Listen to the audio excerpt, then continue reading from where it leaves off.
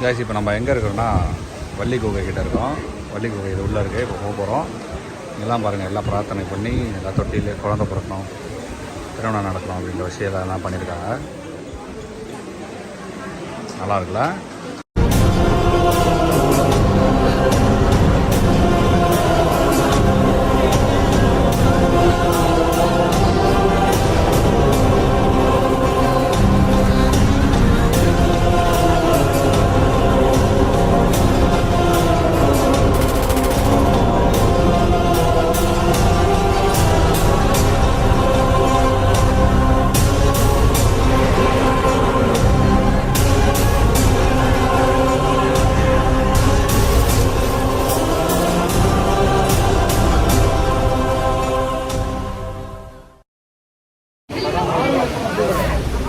guys நம்ம இப்போ எங்கே இருக்கிறோன்னா